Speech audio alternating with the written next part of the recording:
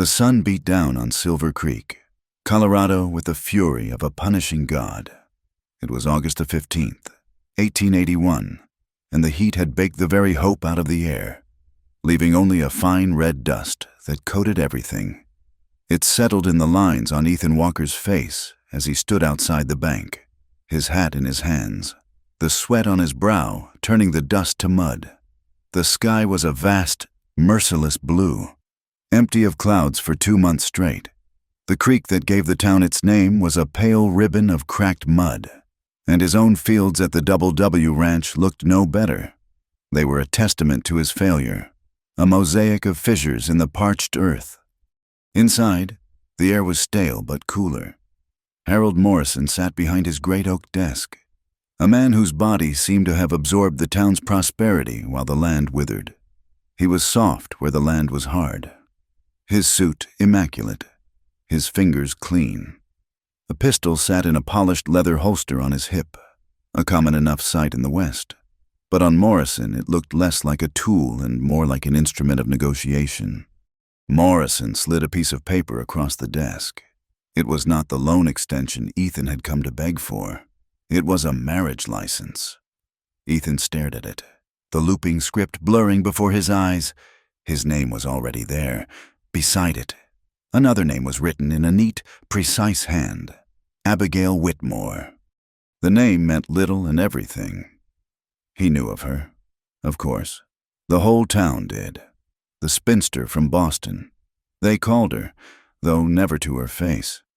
She had arrived 3 months ago on the stagecoach, a woman of 30 years or so with quiet eyes and plain brown hair, possessing a stillness that seemed out of place in the boisterous, struggling town. She boarded with the widow May, kept to herself, and was the subject of endless low-toned speculation. An old maid, they whispered, with no prospects, come west for reasons no one could fathom. Morrison smiled, a tight, unpleasant stretching of his lips. The loan, he explained, was a significant sum. The drought had made the Double W a risky investment. Foreclosure was the logical next step, a regrettable but necessary business decision. However, he was a man of community. He saw a solution that benefited everyone. Miss Whitmore, a respectable lady from a good family back east, was his ward. In a manner of speaking, her late father had been a business associate. She needed the stability of a husband, a home. Ethan needed his loan extended. A marriage would signal to his creditors, to Morrison's partners back in Denver, a new stability at the Double W, a joining of interests. It was not a suggestion. The presence of the gun on Morrison's hip, the finality in his voice, the cold calculation in his eyes, made it an order. Ethan felt a hot surge of rage, followed by the cold, deep dread of a trapped animal. He thought of his daughter, Sophie. He thought of the ranch his father had built, the legacy he was about to lose. He thought of Margaret, of the promises he had made to her at her graveside just 2 years ago, to protect their child, to protect their home. He looked at the paper, at the name Abigail Whitmore, and saw only the bars of a cage. But outside that cage, the wolves were circling. He picked up the pen. The scratch of the nib was the only sound in the room, the sound of his world breaking in two. The wedding was an hour later. The church, a simple wooden structure smelling of dry timber and old hymns, was mostly empty. Reverend Mills, a man whose faith was being sorely tested by the drought, presided with a funereal gloom. A few town gossips had gathered in the back pews, their whispers rustling like dry leaves. Molly O'Brien, his housekeeper and the closest thing Sophie had to a mother, stood near the front, her arms crossed, her face a stone mask of disapproval.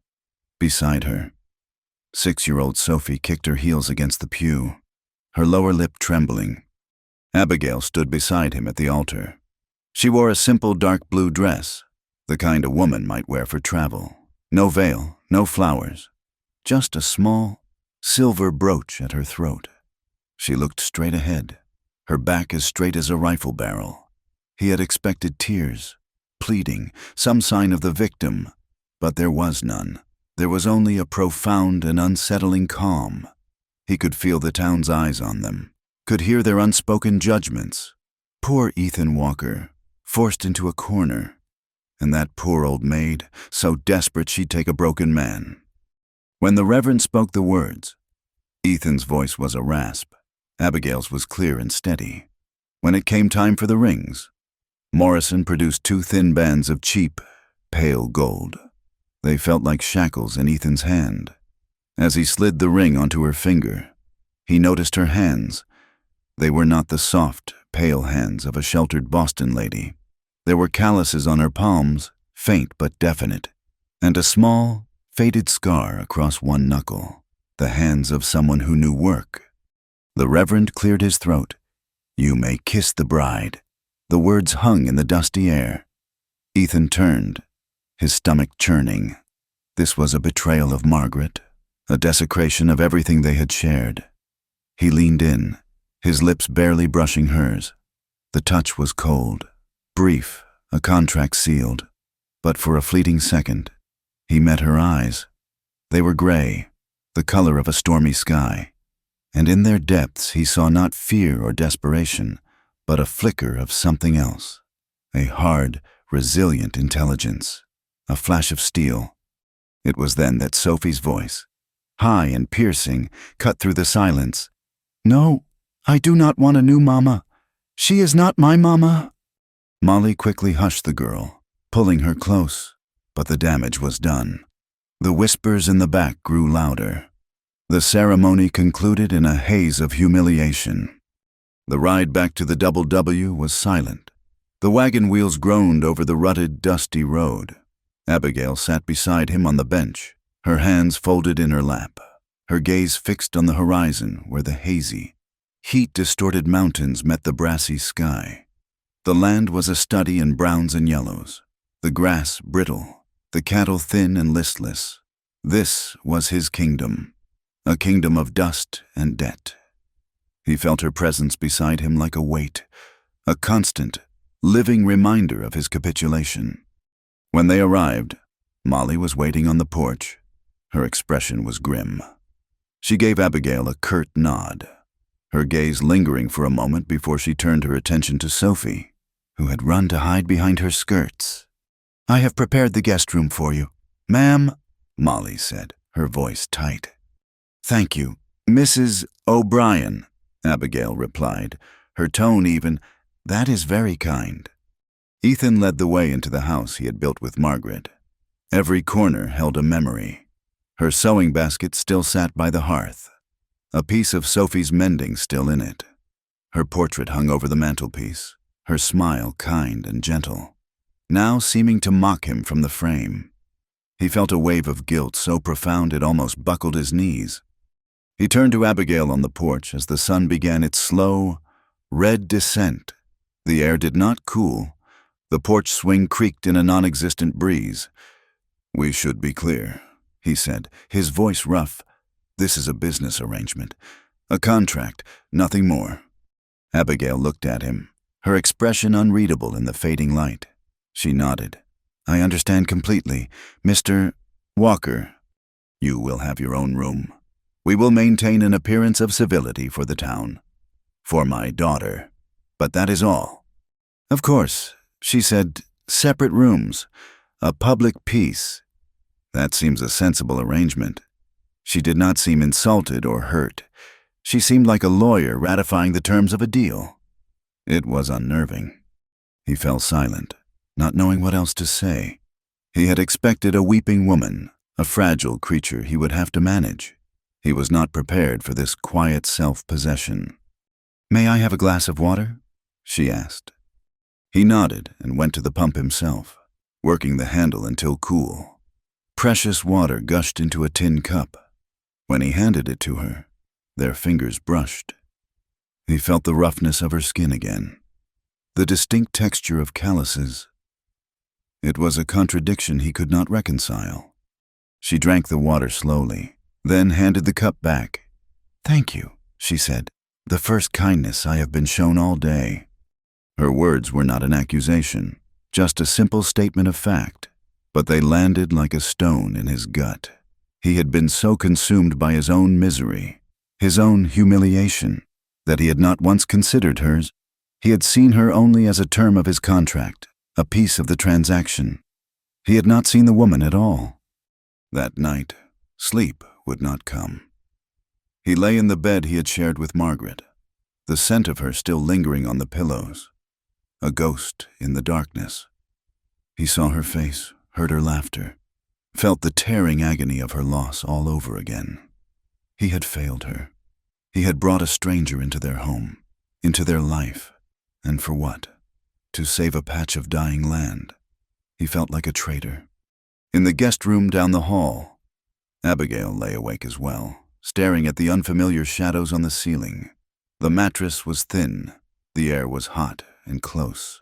She thought of Boston, of the life she had left behind, of the secrets she carried that were heavier than any trunk. She thought of the man in the other room, a man consumed by a grief as vast and dry as the land outside. She ran a hand over the cheap gold band on her finger. It felt cold and foreign. This was not the life she had imagined. But she was a survivor. She had been forced into this arrangement, a pawn in a rich man's game, but they did not know who she was. They saw an old maid, a spinster from the East, a creature to be pitied or used. They were wrong. And as the coyotes began their lonely cries in the hills, Abigail Whitmore, now Abigail Walker, made a silent vow. She would not be a victim. She would endure, and she would find a way to be free. The night was long and filled with the ghosts of the past, but for the first time since she had stepped off that stagecoach, a tiny, hard seed of defiance began to take root in the barren soil of her heart. The first few days at the Double W were an exercise in shared silence. They moved around each other like ghosts in the house, occupying the same space but never the same reality. Meals were tense, quiet affairs. Ethan would eat quickly, his eyes fixed on his plate. Abigail ate with a slow, deliberate grace that somehow made the silence even louder. Molly O'Brien served them with a stoic efficiency, her loyalty a visible wall around Ethan and his daughter. Sophie refused to eat at the dining table at all. She took her meals in the kitchen, a small, defiant figure sitting on a stool by the iron stove, turning her back if Abigail entered the room. The house itself seemed to hold its breath, steeped in the memory of the woman who was gone. Her presence was strongest in the small room off the parlor that had been her study. Ethan kept the door shut. It was a shrine, a place he could not bring himself to enter, nor could he bear the thought of anyone else crossing its threshold. On the third evening, he found Abigail standing before the closed door, her hand hovering just above the knob, her head tilted as if listening to a conversation within. A hot, irrational anger flared in his chest. "That room is not for you," he said, his voice harsher than he intended. She turned, startled, but her composure did not break. Her hand dropped to her side. "I had no intention of entering," she replied, her voice calm. "I was only looking at the books. I can see the spines through the glass pane. They are my wife's books." Yes, he saw a flicker of something in her eyes, not pity, but a deep, quiet understanding. "I imagine they brought her a great deal of comfort out here." The words were meant to be kind, but they felt like a trespass. "You know nothing about her," he snapped. "You have no right to stand here and speculate about what she felt. You are here because of a business deal. Nothing more. Do not forget that. You are not the mistress of this house." "I have not forgotten. Mr. Walker, not for a single moment," she said, her voice retaining its unnerving stillness. "But this is the house I live in now. It is my prison, if you like. But even a prisoner is allowed to learn the shape of her cell." She turned then and walked back toward the guest room, her back straight, leaving him alone in the hallway with the ghost of his wife and the bitter taste of his own cruelty. He was lashing out at her because he could not lash out at Morrison, or at the cloudless sky, or at the God who had taken Margaret from him. It was cowardly, and he knew it. Saturday morning broke with the same oppressive heat. Ethan, desperate to work the fury out of his muscles, decided to break the young bay gelding Tom. His foreman had been struggling with. The horse was all coiled energy and wild eyes, a reflection of the storm inside Ethan himself. He ignored Tom's advice to take it slow. He swung into the saddle, and the world exploded in a frenzy of bucking, spinning muscle. For a few moments he held on, matching the horse's violence with his own, but the gelding was younger and stronger. With a final, vicious twist, it launched him into the air. He landed hard, his shoulder taking the brunt of the impact with a sickening crack of bone on sun-baked earth. A searing pain shot through him, and as he tried to push himself up, his forearm scraped against a sharp rock, tearing a long, ragged gash from wrist to elbow. Tom was there in an instant, his weathered face etched with worry. "Boss, are you all right?" Ethan gritted his teeth, the world swimming in a haze of dust and pain. "I think my shoulder is separated." Before Tom could respond, another figure appeared, running from the house with a sureness of foot that seemed impossible in a woman's long skirts. It was Abigail. She knelt beside him, her face showing no panic, only a sharp, focused concern. "Do not move him," she said to Tom, her voice crisp with authority. "Help me get him inside, but be gentle with his left side." Ethan, through the fog of his agony, was about to object, to tell her to get back to the house, but the command in her voice was absolute. Tom, a man who took orders from no one but Ethan, simply nodded and did as she said. They half carried, half dragged him to the kitchen and settled him in a chair. Sophie stood in the doorway, her eyes wide with fear. Abigail sent her for the whiskey and a basin of clean water. Then she turned to Ethan. "This is going to hurt," she said, her gray eyes meeting his. "I need to get your shirt off." She took a small knife from a drawer and, with practiced skill, slit the seam of his shirt from cuff to collar, exposing the bloody arm and the unnatural angle of his shoulder. She examined the gash first, her touch surprisingly gentle but firm. She cleaned it with whiskey and water, ignoring his sharp intake of breath. "Tom, I will need you to hold him steady," she said. "Mr. Walker, I need you to trust me." Trust her? He had no choice. He braced himself as she took his arm, positioning her hands with a knowledge that was deeply unsettling. "Take a deep breath," she instructed. On the exhale, with a sudden, powerful movement, she pulled and twisted. There was a loud, wet pop as the joint slid back into place.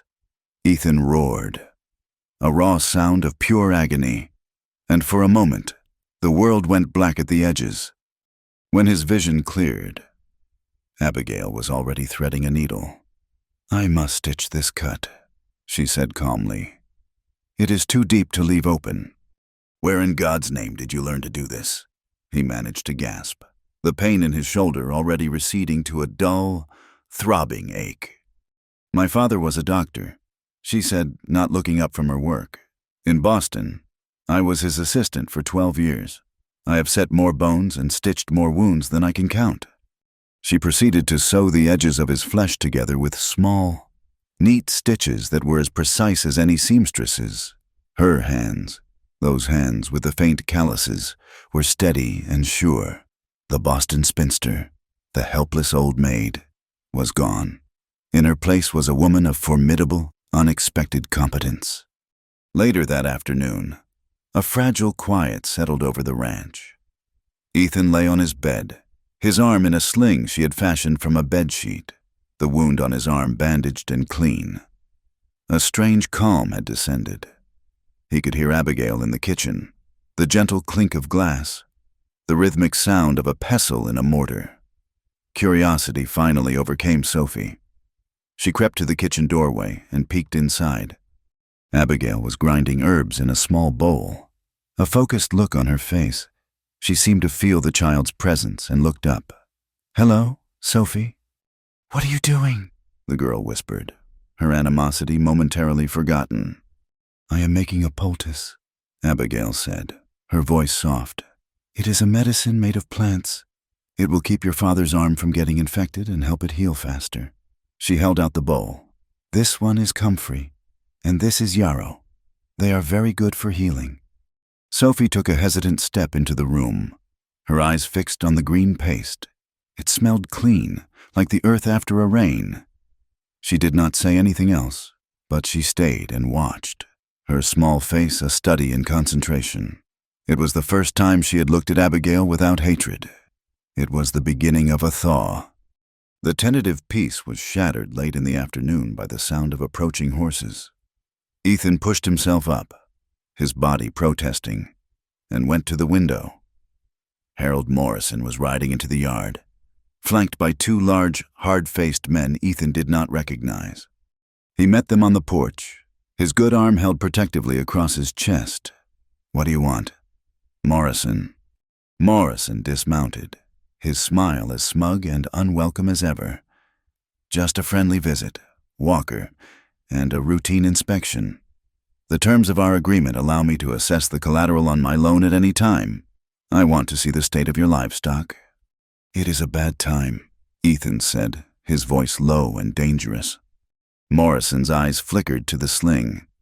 "So I see. An accident. Pity. It is always a bad time when a man is in debt." He gestured for his men to head toward the corrals. "You will do no such thing," a voice said from the doorway. Abigail stepped onto the porch. She was holding a ledger in one hand. She faced Morrison without a trace of fear. "Mr. Morrison, you are of course welcome to conduct an inspection as stipulated by your agreement. But first, I would like to see your copy of the contract." Morrison chuckled, a dismissive, patronizing sound. "And what would a lady like you know about contracts?" "More than you think," she said, her voice even. "I confess, in the haste of my wedding day, I never had a chance to read it properly. I am sure you understand. I would like to rectify that now." Morrison's amusement faded, replaced by a flicker of irritation. He clearly saw this as a foolish woman's pointless delay. Grudgingly, he pulled a folded document from his coat pocket and handed it to her. She took it and opened it, her eyes scanning the pages with a speed and intensity that was startling. Ethan watched, confused but intrigued. She was not just reading. She was studying, analyzing. After a long moment, she looked up, her finger resting on a particular line. "This is quite interesting," she said, her voice conversational. "You have the date of signing here as August 14th. I believe you and Mr. Walker signed it then, in your office. But the contract states it is an agreement between the bank, Mr. Walker, and myself. I did not see or sign this document until the 15th, the day of my wedding. A contract is not legally binding until all parties have signed it." Morrison's face began to redden. A technicality, a mere clerical error. "Perhaps," Abigail conceded, "but a court might see it differently. And this clause here," she continued, her finger moving down the page, "regarding the variable interest rate, to be applied at the lender's discretion. The language is remarkably vague. So vague, in fact, that a man like my late father, or his good friend the attorney Sam Fletcher in Denver, might argue it constitutes an unclear and potentially predatory term." At the mention of a lawyer's name, Morrison's composure finally cracked. He snatched the paper from her hand. "This is nonsense. I will not be lectured by a woman." "I am not lecturing you, Mr. Morrison," Abigail said, her voice still perfectly calm. "I am merely reading. The words are your own. Now, if you still wish to inspect the property, you may proceed, though I would advise you to have your lawyer clarify these points first. It would be a shame for any future disagreements to arise from such a simple misunderstanding." Morrison stood there, his jaw working silently. He looked from Abigail's calm, intelligent face to Ethan's stunned expression.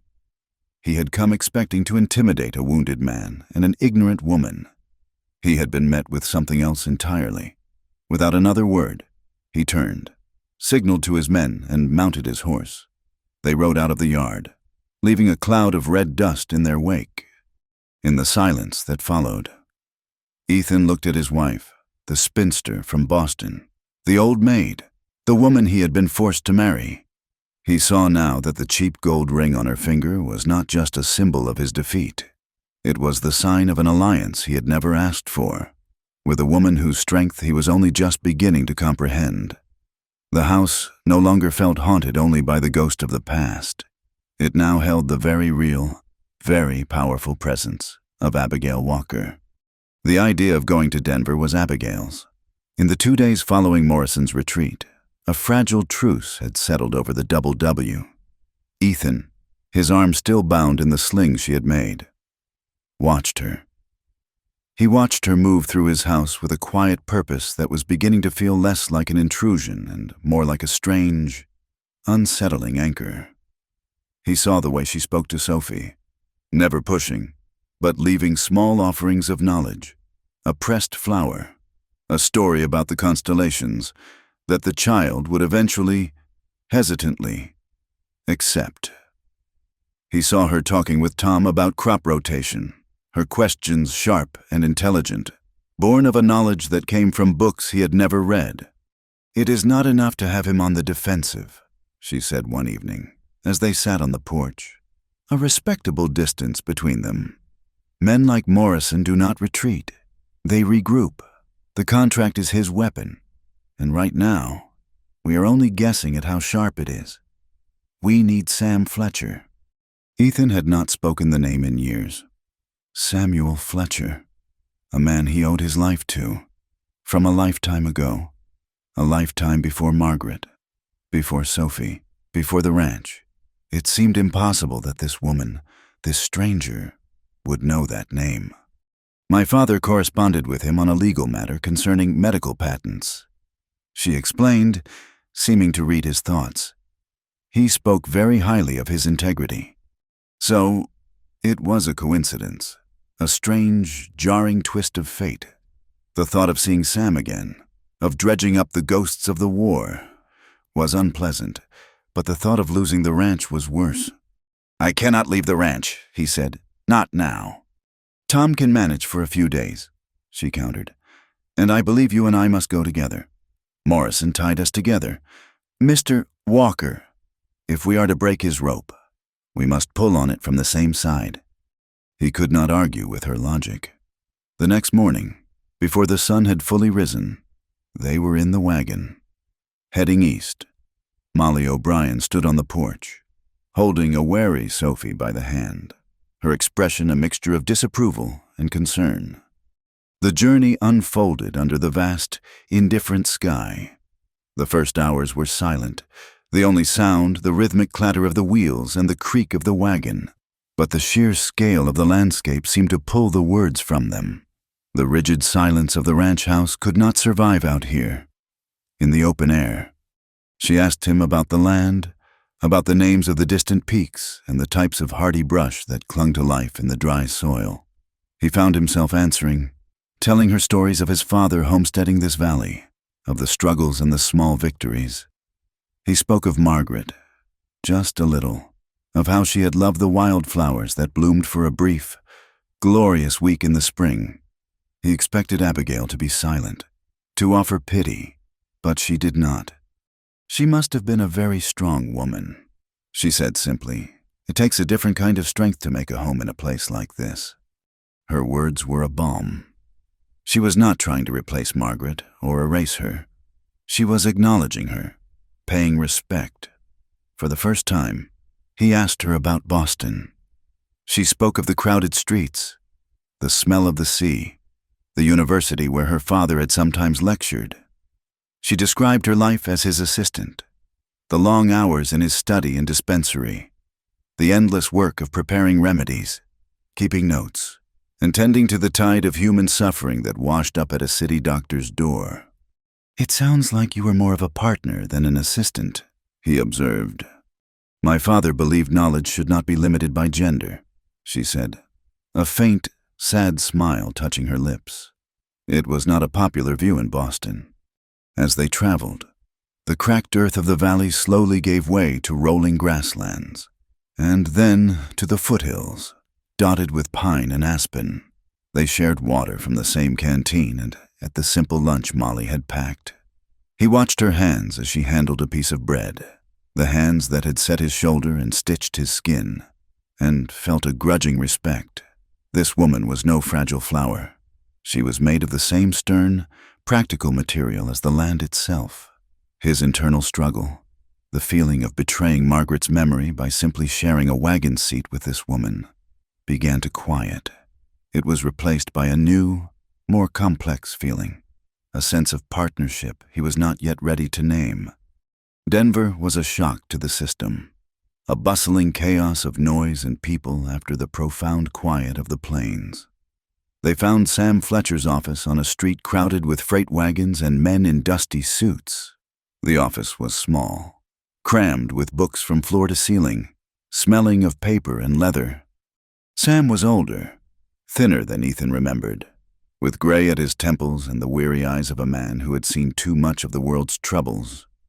He looked up as they entered, and his professional smile faltered, his gaze fixed on Ethan, and a slow, stunned recognition dawned in his eyes. "Ethan Walker," he breathed, standing up from his desk. "By God, I never thought I'd see you again, not after Shiloh."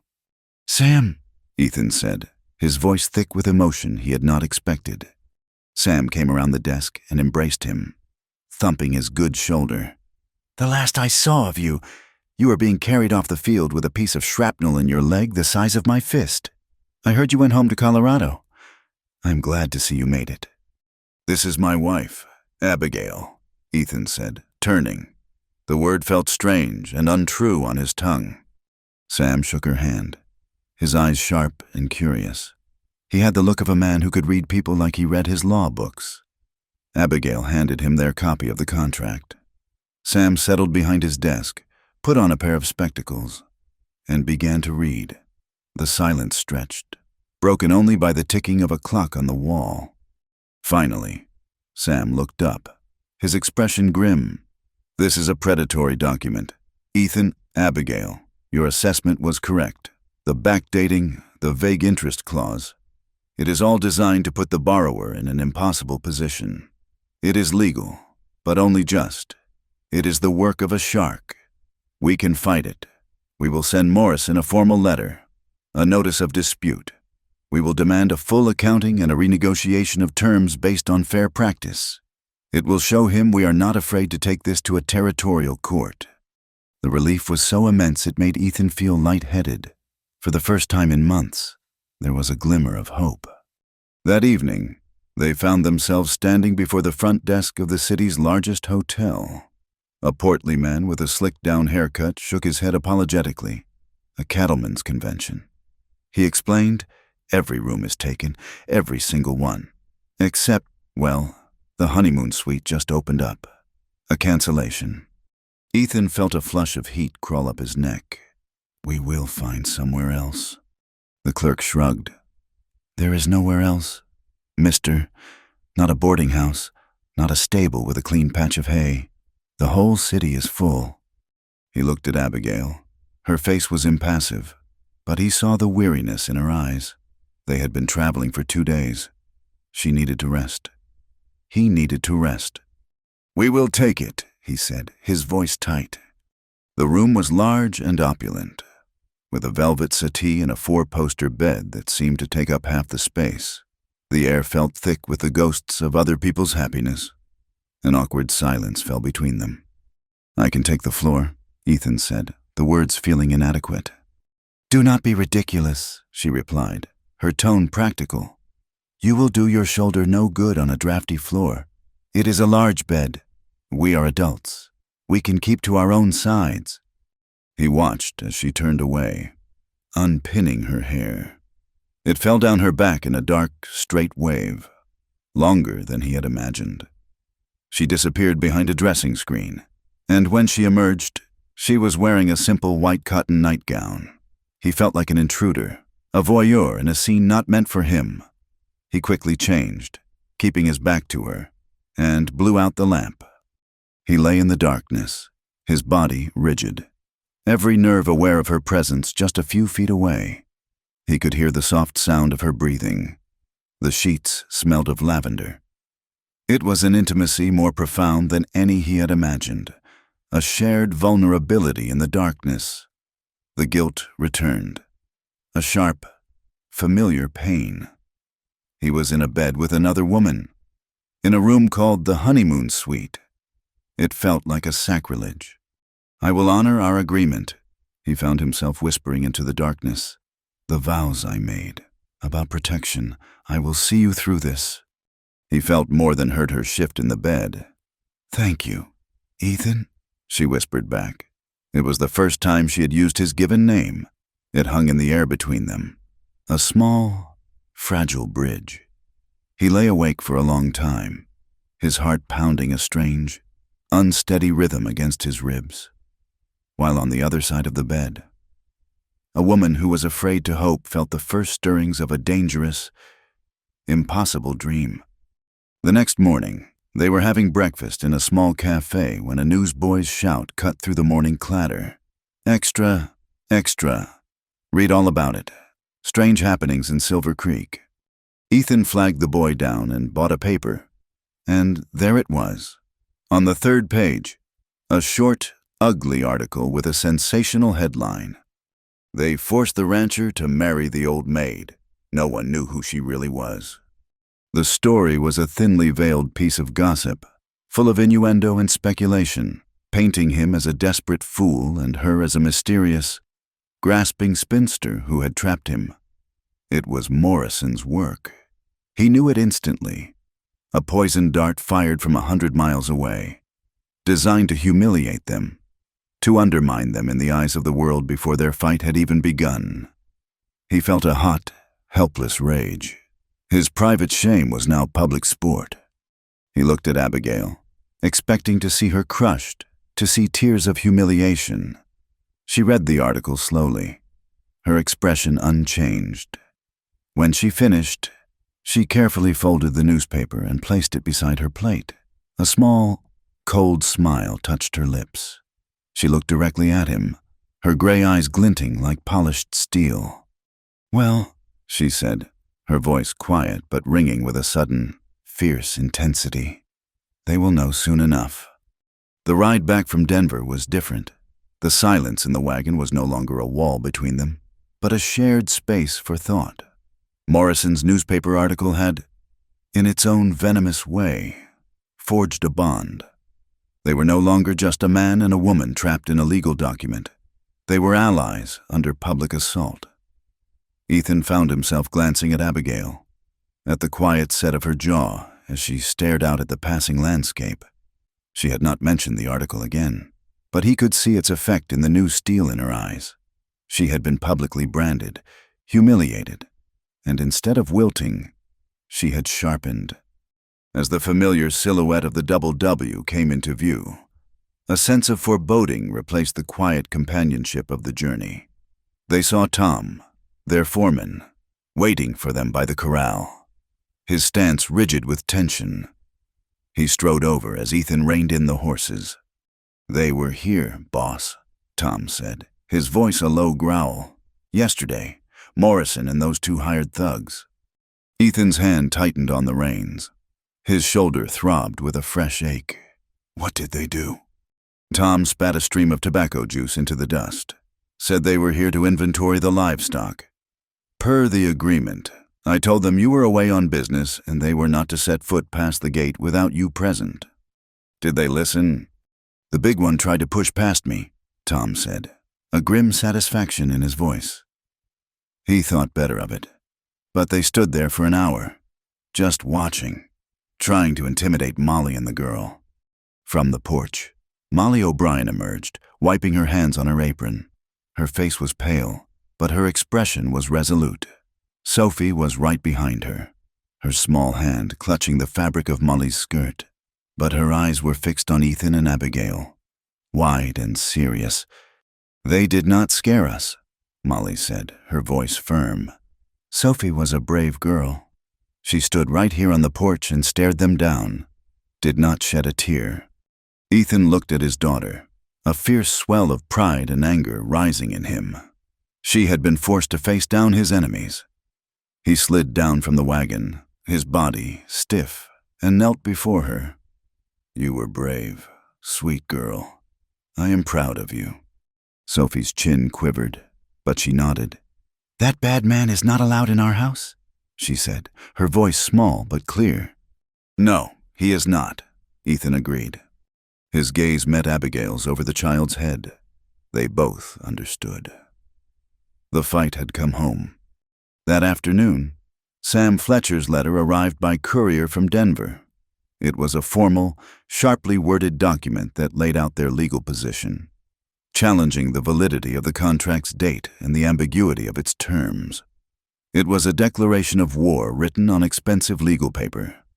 Tom would ride into Silver Creek the next morning and deliver it directly into Harold Morrison's hands. For now, it sat on the mantelpiece, a promise and a threat. Later, as the sun began to dip, casting long shadows across the valley, Ethan stood before the closed door to Margaret's study. He had avoided it since their return, but he knew they could not wait any longer. Abigail came to stand beside him.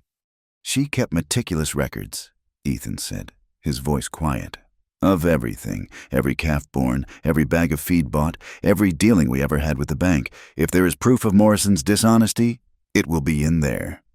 He reached for the knob, his hand hesitating for a moment. This felt like a greater betrayal than the wedding, than sharing a hotel room. He was letting this stranger into the most sacred part of his life with Margaret. He was turning his memories into evidence. But then he looked at Abigail, at her calm, steady gaze, and knew it was necessary. He opened the door. The air inside was still and thick with the scent of old paper and dried lavender. A fine layer of dust covered everything, preserving the room exactly as Margaret had left it. Bookshelves lined 2 walls, filled with volumes on agriculture, botany, poetry, and history. Her small writing desk stood by the window, a pen resting in its inkwell, as if she had just stepped away for a moment. For Ethan, the grief was a physical blow, a weight in his chest that made it hard to breathe. Abigail did not speak. She moved into the room with a quiet reverence, her fingers lightly tracing the dusty spines of the books. She was not a trespasser. She was a visitor paying her respects. Her quiet deference made it bearable. "We should start with the ledgers," she said softly, her voice pulling him back from the edge of his sorrow. For the next 2 hours, they worked. He pulled down the heavy, leather-bound books while she lit a lamp against the gathering twilight. He knew the ranch's business, the seasons of profit and loss. While she possessed a keen eye for the fine print of finance, they spread the documents across the surface of Margaret's desk. It felt strange, this partnership, this quiet collaboration in the heart of his past. They found it in a ledger from 2 years prior, a note in Margaret's neat, clear script, questioning the interest calculation on a short-term loan for seed. Beside it was the bank statement, and a letter from Morrison dismissing her concern as a woman's misunderstanding of complex finance. "He called her confused," Ethan murmured, his fingers tracing his late wife's writing. "She was the sharpest person I ever knew." Abigail looked at the documents, her brow furrowed in concentration. "The numbers do not add up," she said. "He overcharged you. Not by much, just a little. But he did it, and here again, 6 months later. It is a pattern, a systematic skimming of profits. He was slowly bleeding you dry long before the drought." They found more. Letters, old contracts, notes Margaret had made. A picture began to emerge of Morrison's methods, a slow, patient web of predatory lending. The rage building in Ethan was cold and clean. This was not just about a single coercive contract. It was about years of calculated theft. As they worked, Sophie appeared in the doorway, her favorite rag doll clutched in her hand. She watched them, her expression unreadable. Abigail looked up and smiled, a small, tired gesture. "We are just reading. Sophie," she said, "like you and I did this morning." Earlier that day, Abigail had found Sophie struggling with a book of fairy tales. She had sat with the girl on the porch steps, not reading to her, but helping her sound out the difficult words. her patience seemingly endless. It was the first time Sophie had willingly spent more than a few moments in her company. Now, Sophie came into the study, her bare feet silent on the wooden floor. She pointed to a jar of salve on the desk. "Is that for Papa's arm?" "Yes," Abigail said. "We will put a fresh bandage on it before bed. Would you like to help?" The girl nodded. The three of them, the grieving husband, the stranger wife, and the motherless child, worked together to clean and dress his wound. Sophie's small hands were surprisingly gentle as she held the roll of clean linen. In that moment, in the dusty, lamplit study, surrounded by the memories of a dead woman, they felt, for the first time, something akin to a family. The sheriff came 2 days later. Sheriff Brody was a tall, weary man who had the impossible job of keeping the peace in a county too large for one man to handle. He rode in alone, his face grim, Sam's letter held in his hand. "Ethan," he said, dismounting on the porch, "we need to talk." Ethan and Abigail met him there. Brody looked uncomfortable. "Morrison filed a complaint," he said, avoiding their eyes. "Says you are threatening him. Says this marriage is a sham to defraud the bank. He is stirring up trouble, using that newspaper story as kindling." "It is a lie," Ethan said, his voice tight. "I know that," Brody said, finally looking up. "But my job is to investigate. He is a powerful man. Ethan, I have to be seen doing my duty. So I have to ask you, officially, is this a real marriage?" Ethan hesitated. The truth was complicated, a tangled mess of finance and desperation. Before he could answer, Abigail spoke, her voice clear and strong. "We were married by Reverend Mills in the town church. Sheriff, we have a license, signed and witnessed. We live together in this house as husband and wife. What part of that is not real?" Brody chewed on his lip, looking from her to Ethan. "It is the circumstances. Ma'am, the whispers, the article."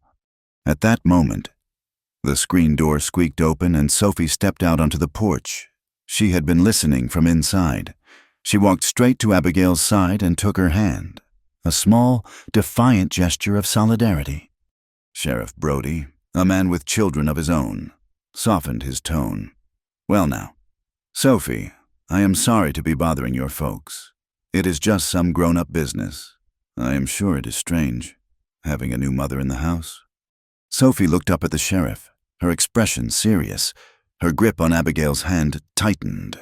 "She is not my new mother," she said, her child's voice ringing with absolute clarity in the tense silence. "She is my now mother." The words hung in the hot, still air. Now mother. It was a child's perfect, simple logic, but it held a power that stunned the adults into silence. It was not a replacement, but an acceptance of the present. It was a public claim, an undeniable statement of fact. It conferred a legitimacy that no legal document ever could. Sheriff Brody stared at the small girl, at her fierce, protective stance beside this woman the town called the old maid. A slow smile spread across his weary face. He nodded, as if a great weight had been lifted from his shoulders. "Well," he said, "I reckon that settles it." He tipped his hat to Abigail. "Ma'am, Ethan." He turned and walked back to his horse. The matter clearly closed in his mind. That evening, after Sophie was asleep, Ethan and Abigail sat on the porch swing. A cool breeze had finally stirred, carrying the scent of dust and distant rain. The swing moved in a slow, rhythmic creak. For a long time, neither of them spoke. The events of the past week, the journey, the discovery, the confrontation, settled around them. He had been so wrong about her. He had seen a burden, a symbol of his own failure. But she was a fighter. She was a partner. "Thank you," he said, the words coming out rough and quiet. He was not a man who found gratitude easy. She turned to look at him, her face softened by the moonlight. "What for?" "For everything," he said, meeting her gaze. "For facing Morrison. for finding the truth in those ledgers. For my daughter, I could not have done any of this alone. It was not a confession of love, or even affection. It was something more fundamental, more real. It was an admission of need. It was the laying of a foundation, stone by stone, for a partnership he had never wanted but now could not imagine living without. She simply nodded, a quiet acknowledgement passing between them, and together they sat in the darkness, watching the stars begin to appear in the vast, western sky.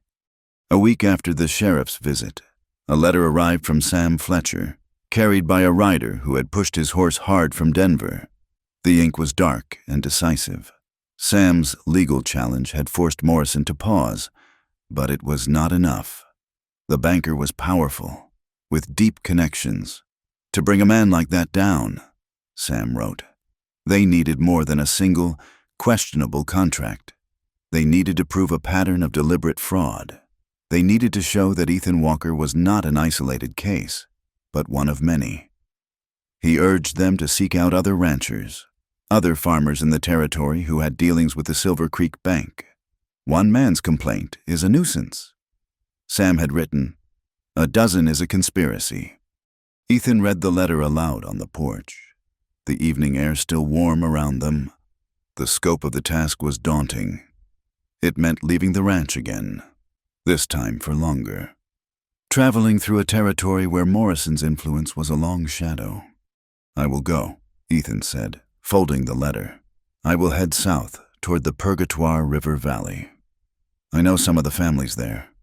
It will take weeks for one man alone, Abigail stated, her voice calm and measured. We can cover twice the ground if we separate. You go south, and I will go north, into the mountain parks. Ethan's head snapped up. Absolutely not. It is too dangerous. I will not have you riding out there alone. She met his gaze without flinching. I would not be alone. I will take Ben. He is young, strong, and knows the trails. More importantly, he is quiet and trustworthy. He will not draw unwanted attention. Ben was one of their younger ranch hands, a boy of 19 with a steady nature and a quiet competence. Ethan trusted him, but the idea of Abigail out there, vulnerable, was a knot in his gut. It was no longer just about protecting a business partner. The feeling was more personal, more fiercely protective than that. She saw the conflict in his face. Ethan, she said, her voice softening slightly, you cannot do this by yourself, and we cannot afford to fail. When you were breaking that gelding, you tried to fight its strength with your own. This is not about brute force. This is about strategy. We need to be smarter. We need to move faster. He hated that she was right. Her logic was as unyielding as the mountains on the horizon. To deny her was to deny their best chance of survival. He finally gave a short, hard nod. Very well. Ben will ride with you, but you will take the gentler mare, and you will carry a pistol, and you will promise me you will not take any foolish risks. I am not the one who picks fights with unbroken horses, Mr. Walker, she replied, a rare, fleeting hint of a smile in her eyes. I do not take foolish risks. They left 2 days later, riding out in opposite directions from the Double W. The dust of their departure a brief, shared cloud that quickly separated and vanished. Abigail's journey north with Ben was a lesson in quiet persistence. They would arrive at a small, struggling homestead, the earth as cracked and thirsty as it was at the Double W. The ranchers were wary people, their faces tanned to leather by the sun and etched with suspicion. They did not trust strangers. But Abigail possessed a disarming stillness. She would not begin with accusations against the bank.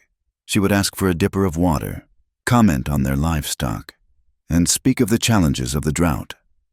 She listened more than she talked, her quiet empathy a key that slowly unlocked their sealed lips. She would eventually ask about their finances, about their loans, and she would hear familiar stories, tales of confusing contracts, of unexpected fees, of interest rates that seemed to shift like the wind. She would look at their paperwork, her brow furrowed in concentration, and point to the same predatory clauses she had found in their own contract. She did not make promises of victory, only of a shared fight. She collected their stories, and with them, their signatures on sworn statements that Sam had prepared. She proved herself to be as tough as the country she traveled through, sleeping on the hard ground and eating whatever was offered, her resolve never wavering. Ethan's journey south was lonelier, charged with a different kind of tension. The men he spoke to were harder, quicker to anger. They had been fighting this land their whole lives and were in no mood to admit they had been swindled by a man in a clean suit. But Ethan's own story, his wounded shoulder a visible testament to his struggle, broke through their pride. He found the same pattern of deceit, the same slow strangulation by debt. He gathered 4 more statements, his saddlebag growing heavier with the weight of their collective grievance. He was on his way back, riding through a narrow, winding canyon where the red rock walls threw the afternoon sun back in his face. When the feeling of being watched prickled the back of his neck, he had been a soldier. He knew the feeling. He reached for the rifle in his scabbard, but it was too late. A shot echoed through the canyon, a sharp crack that sent a flock of birds scattering into the sky. A searing fire tore through his side, and the world tilted violently. He was falling, the sky and the red earth spinning into a blur. He hit the ground hard, the impact jarring the breath from his lungs, and the last thing he saw before darkness claimed him was the terrified eyes of his horse as it bolted, scrambling back the way they had come. At the Double W, it was Abigail who saw it first. She had returned the previous evening, weary but successful, Ben riding beside her with a quiet, newfound respect for the woman he had escorted. She was standing on the porch, watching the southern trail, a knot of anxiety tightening in her chest. Ethan was 2 days overdue. Then she saw the flicker of movement, a lone horse, running with the desperate, headlong gallop of a panicked animal. It was Ethan's buckskin, the saddle empty, the reins flying loose. A cold dread washed over her, so intense it was paralyzing, but only for a moment. The training of her father's dispensary, the years of facing crisis with a clear head, took over. By the time Tom and Ben reached the porch, their faces pale with alarm, she was already giving orders. "Tom, saddle 3 fresh horses. Ben, get the large medical kit from my room. And rope, Molly. Boil as much water as you can and gather every clean strip of linen you can find. We are going after him." There was no question, no hesitation. Tom and Ben simply moved, their faith in her command absolute. She worked alongside them, her movements swift and efficient, her mind a cold, clear machine calculating possibilities. The horse was not injured, which was a good sign. It had been running hard, meaning whatever happened, happened today. She studied the direction from which it had come, plotting a course in her mind. They rode hard, following the tracks of the lone horse back along the trail. The sun beat down, and the dust kicked up by their mounts was a choking cloud. Abigail pushed them on, her eyes scanning the landscape, searching for any sign, any disturbance in the brush, any hint of a struggle. Her heart pounded with a fear she refused to acknowledge. The quiet partnership forged in shared adversity had grown into something deeper, something she had not allowed herself to name, and the thought of losing it was an agony she could not bear. They found him at dusk by a small, shallow stream at the mouth of the canyon. He had managed to crawl there, driven by a primal thirst. He was unconscious, his face pale and clammy, his breathing shallow. The front of his shirt was a dark, stiffened mass of dried blood. "Ben, build a fire," she commanded, swinging down from her saddle before the horse had even come to a complete stop. "Tom, help me get him away from the water's edge." They moved him gently. Abigail cut away the bloody fabric of his shirt with a steady hand. The wound was high on his side, ugly and inflamed. A small, dark hole that pulsed with every faint beat of his heart. He was burning with fever. "The bullet is still in there," she said, her voice tight. "We cannot move him back to the ranch like this. It has to come out, now." Tom's eyes were wide with disbelief in the flickering firelight. "Here, you cannot mean to cut him open out here." "If we do not, the infection will kill him before morning," she said, her gaze unwavering. "Hold the lantern steady, and pray." What followed was a nightmare of focused intensity. She sterilized her father's small surgical knife and a probe in the boiling water. She poured whiskey over the wound and into Ethan's mouth, though he barely stirred, with Tom and Ben holding him down. She made the incision. The world narrowed to the small circle of lantern light, to the feel of the instruments in her hand, to the shallow rise and fall of Ethan's chest. Her fear was a living thing, a cold presence at her back, but she pushed it away, her mind filled only with the memory of her father's lessons, the anatomical charts, the calm, precise movements he had taught her. She probed gently, searching for the foreign piece of lead lodged somewhere in the muscle and tissue. It felt like an eternity. Sweat beaded on her forehead and dripped into her eyes. Then she felt it, a faint, hard scrape of metal on metal, carefully, so carefully. She worked the forceps around it, grasped it, and slowly, steadily, pulled it free. It was a misshapen lump of lead, slick with blood. She dropped it with a clatter into a tin basin.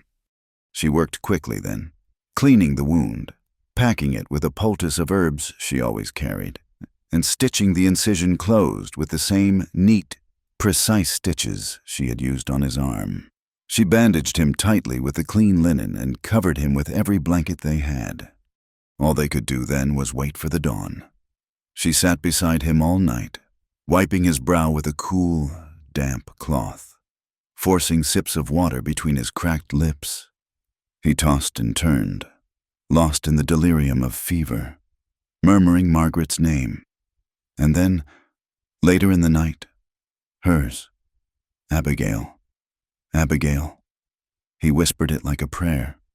Just before sunrise, his fever broke, the shaking stopped, and his breathing deepened, becoming slow and regular. He opened his eyes, his gaze hazy and unfocused, and looked at her. "You came," he whispered, his voice a dry rasp. She took his hand, her own trembling with exhaustion and relief. "I will always come for you." "Ethan," she said, the words slipping out, a confession more powerful than she intended. His fingers tightened weakly around hers. He drifted back to sleep, but this time it was a healing sleep. They brought him back to the Double W on a travois, a slow, careful journey. He was weak, but he was alive.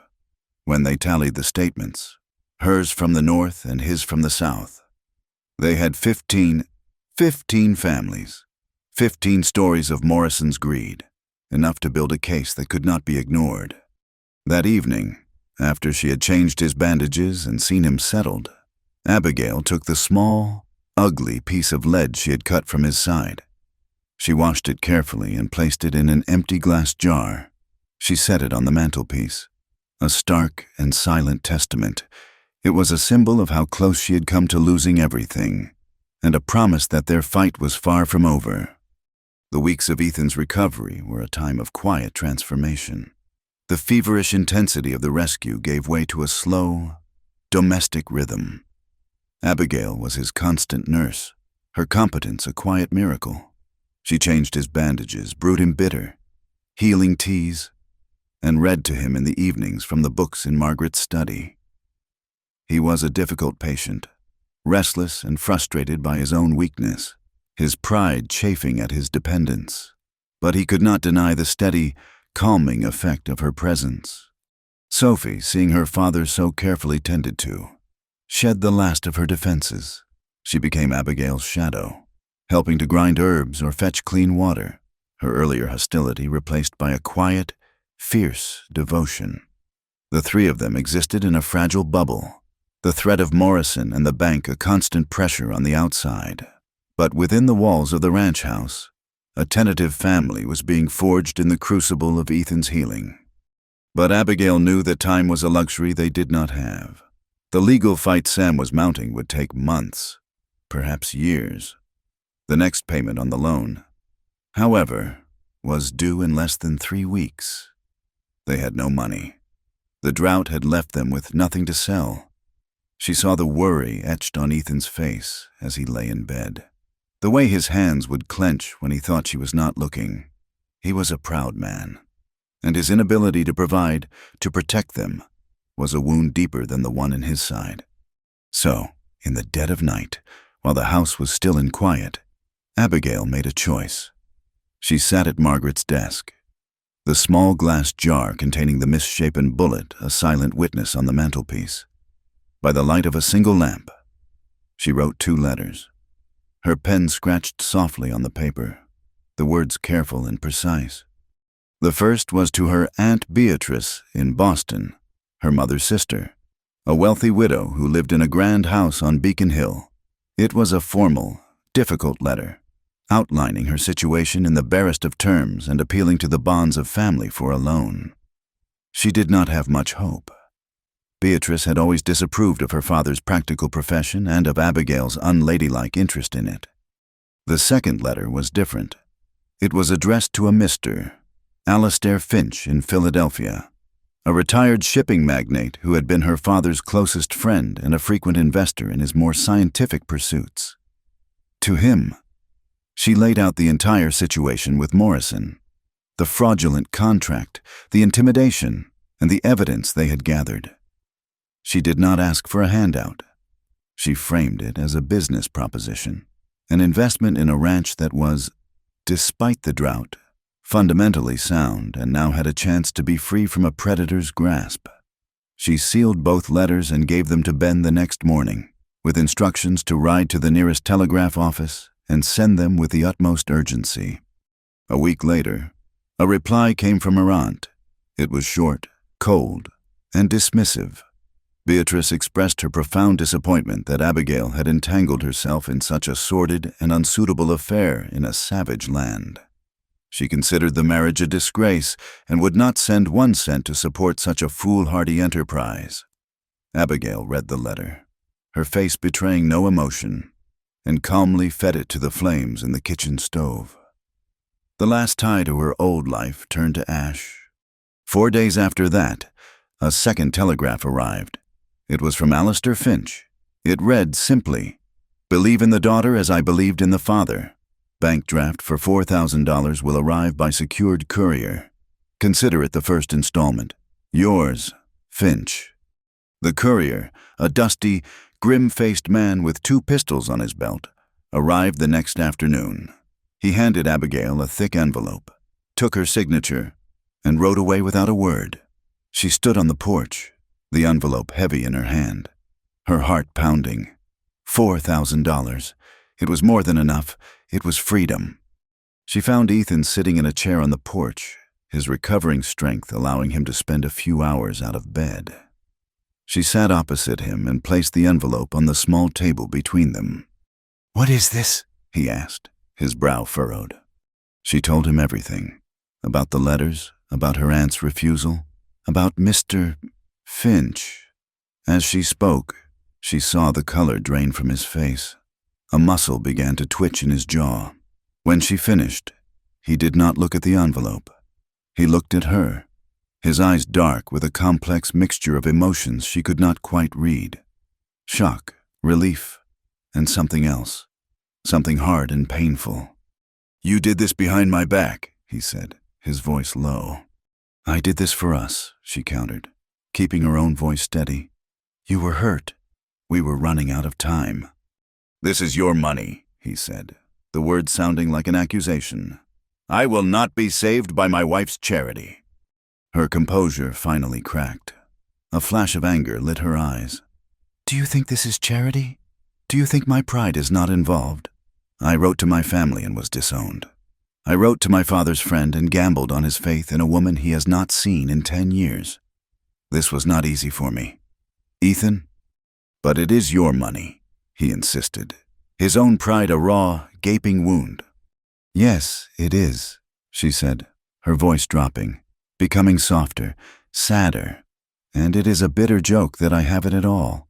My father left me a small inheritance, but the terms of his will were very specific, a product of his time. The funds were locked in a trust, inaccessible to me so long as I was a single woman. He feared a spinster would be taken advantage of. The money was only to be released upon my marriage, to be managed and protected by my husband. The truth of it hung between them, a staggering irony. He stared at her, the anger in his eyes slowly dissolving into stunned comprehension. The marriage contract that Morrison had used to trap him, to force his hand, had been the very key that unlocked her fortune. The trap had become the escape. So you see, she finished quietly, this money is not mine alone. By the very law that Morrison used against us, it is now ours. It is the only weapon we have that he cannot fight. He was silent for a long time, watching a hawk circle high in the cloudless sky. When he finally looked back at her, the hardness was gone, replaced by a weary acceptance. He reached out with his good hand and covered hers. All right, Abigail, we will use it. The morning they rode into Silver Creek to pay the debt was bright and clear. Ethan, now strong enough to sit a horse, rode beside the wagon where Abigail and Sophie sat. He still looked pale, but his back was straight. They were a united front. The townspeople watched them pass, their whispers following them like a trail of dust. The bank was cool and quiet, smelling of money and male authority. Harold Morrison was behind his desk, a look of smug triumph on his face when he saw them enter. He clearly expected them to be there to beg. "Walker," he said, not bothering to stand. "To what do I owe the pleasure?" "We are here to settle my husband's account," Abigail said, her voice clear and carrying through the quiet room. "In full." Morrison's smirk widened. "I am afraid you will find the final amount, with penalties for the missed payment, to be quite substantial, far beyond your means.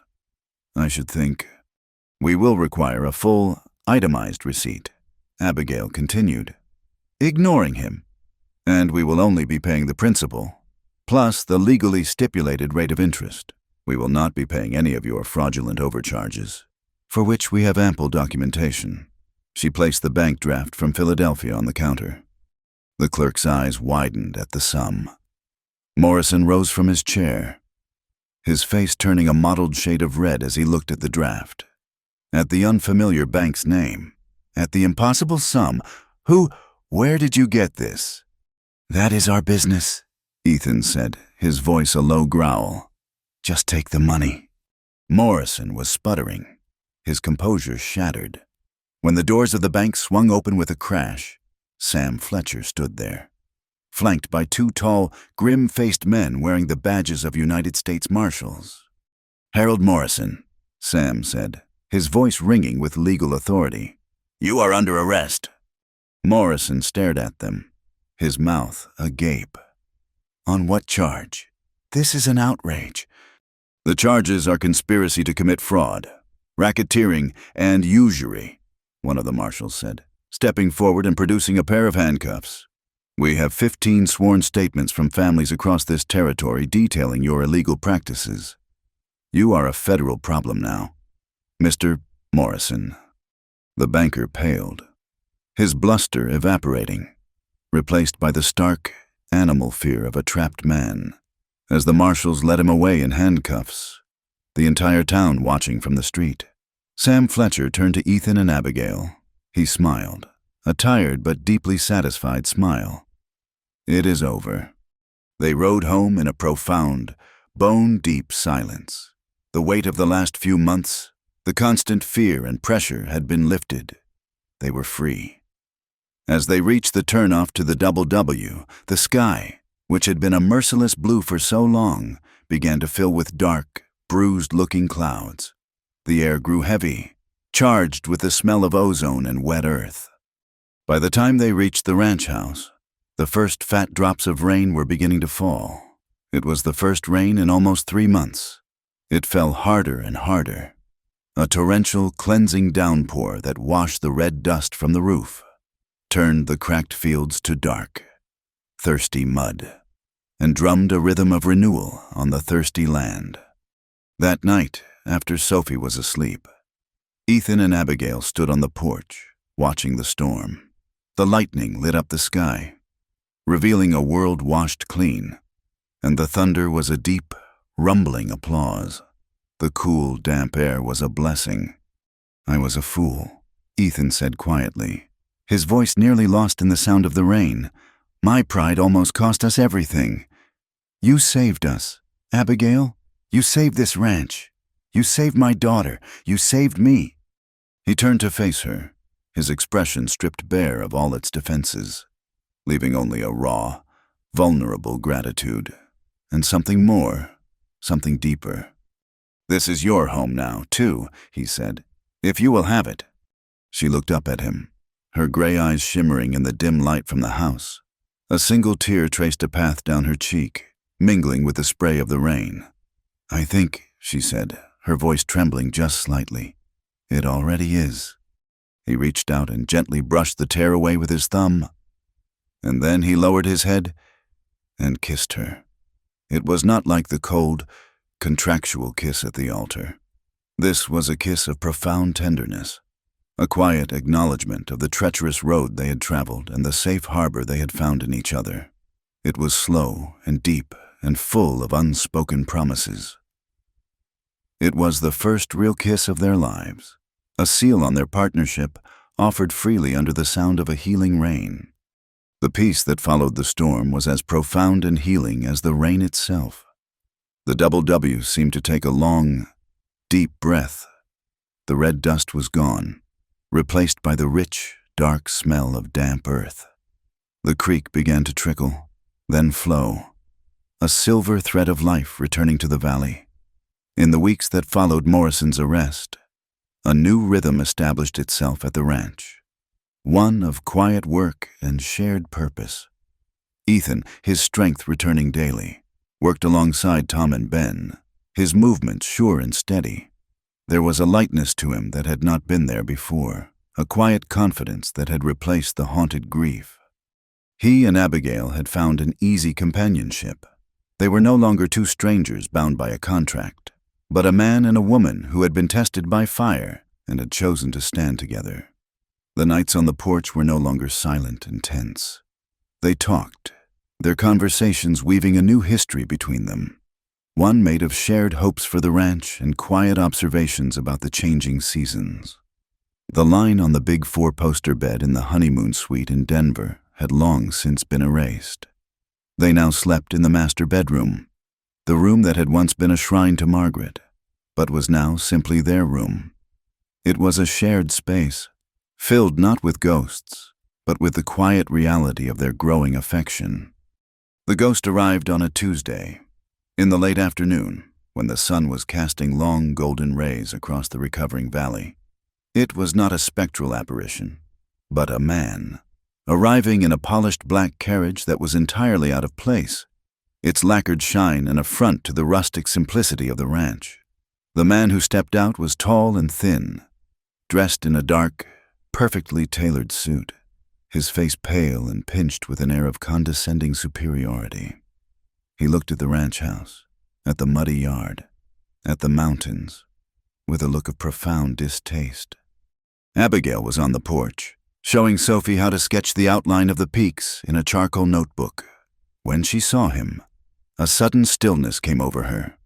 Every ounce of color drained from her face, and her hand, which had been guiding her stepdaughters, froze in midair. Ethan, coming from the barn, saw the carriage and then saw the look on Abigail's face. A cold, protective instinct coiled in his gut. He had never seen her look afraid, not when facing Morrison, not when cutting a bullet out of his side in the wilderness, but she looked afraid now. "Abigail," he said, his voice low as he came to stand beside her. "Who is that?" "My cousin," she said, her voice barely a whisper. "Charles Whitmore." The man, Charles, approached the porch with a proprietary air, his polished shoes picking their way carefully through the dirt. He removed his hat, revealing slick, dark hair. His smile did not reach his cold, assessing eyes. Abigail, my dear cousin, he said, his voice a smooth, cultured baritone that grated on the ear. I must say, this is even more rustic than I imagined. I have come a very long way to find you. What are you doing here? Charles, she asked, her voice steady now, the initial shock replaced by a familiar, weary defense. I am here on a matter of family honor.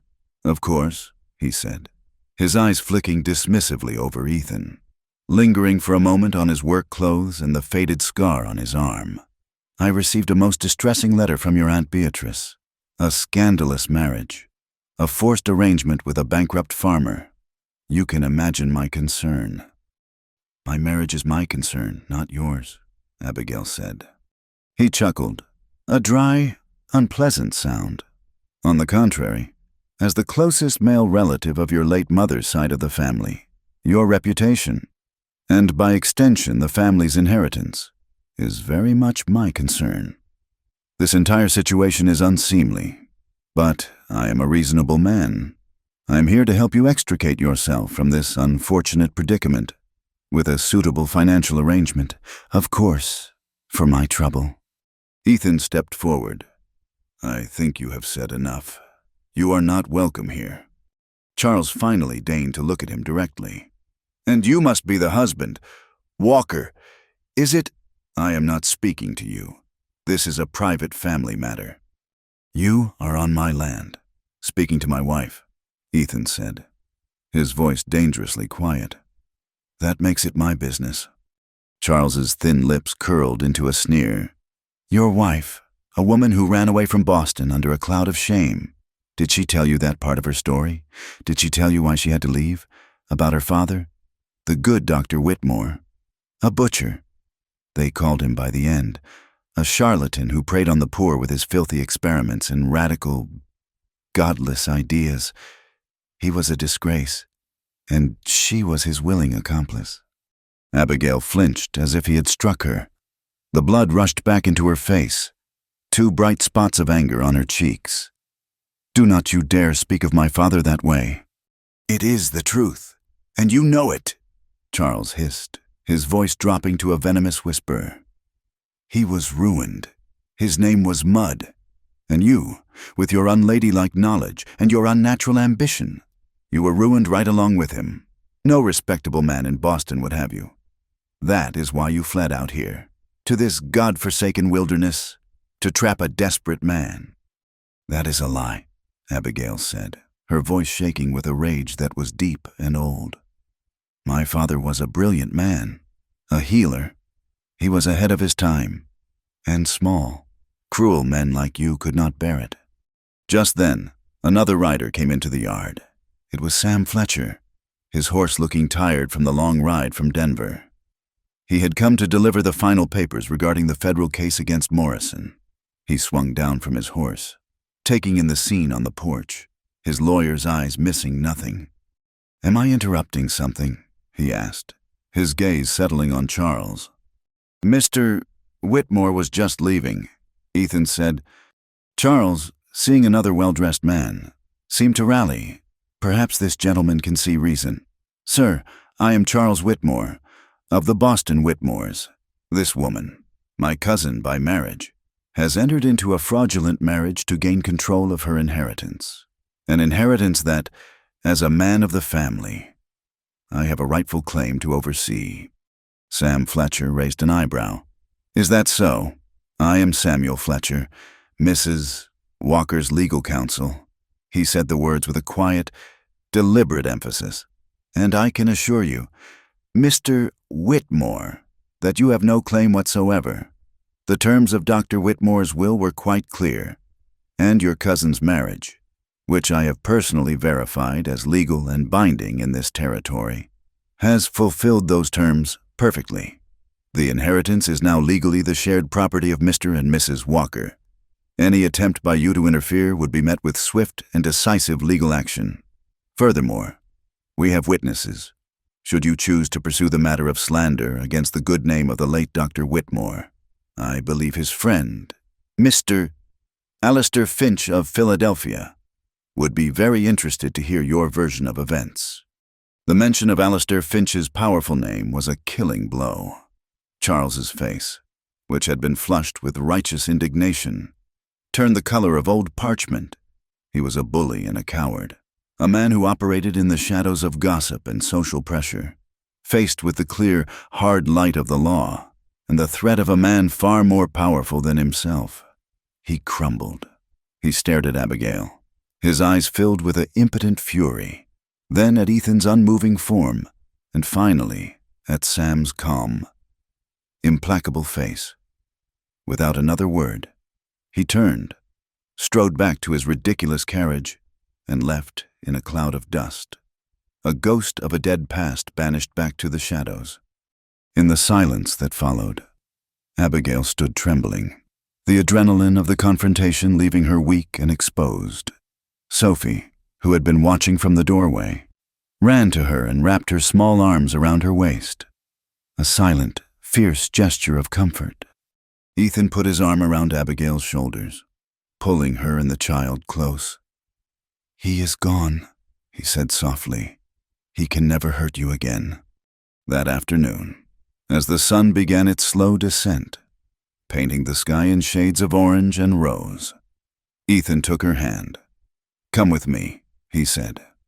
He led her out of the house and up the gentle slope of the hill behind it, the one that overlooked the entire valley. The grass was green now, soft under their feet, and small, tenacious wildflowers were blooming among the rocks. At the crest of the hill was a single, simple grave marked with a wooden cross. Margaret. Ethan stood before the grave for a long time, his hat in his hands. Abigail stood a respectful distance behind him, giving him his space, her heart aching for the pain she knew he still carried. Finally, he turned and beckoned her closer. She came and stood beside him, her hand finding his. He looked at the wooden cross, but he began to speak to her, to Abigail. "I loved her," he said, his voice thick with unshed tears.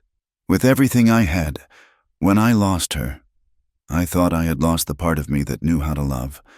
This ranch, Sophie, it was all I had left of her. I was just trying to survive, to honor her memory by holding on." He paused, gathering his thoughts, his thumb stroking the back of her hand. Then he turned his gaze back to the grave, as if speaking directly to the woman buried there. "Margaret," he said, his voice a low, raw whisper. "I have to tell you something. I did not think it was possible. I fought against it. I felt like I was betraying you with every breath I took beside another woman in our home. But I was wrong. I have fallen in love with her." He looked at Abigail then, his eyes full of a love so profound, so honest, it took her breath away. "My love for her does not erase my love for you," he continued, his gaze returning to the cross. "It does not replace it. It stands beside it. You gave me my past. You gave me our daughter. But Abigail, she has given me a future. She saved us. And I hope, wherever you are, that you can understand. I hope you can be at peace." He fell silent. A gentle breeze stirred the wildflowers on the grave. The world seemed to hold its breath.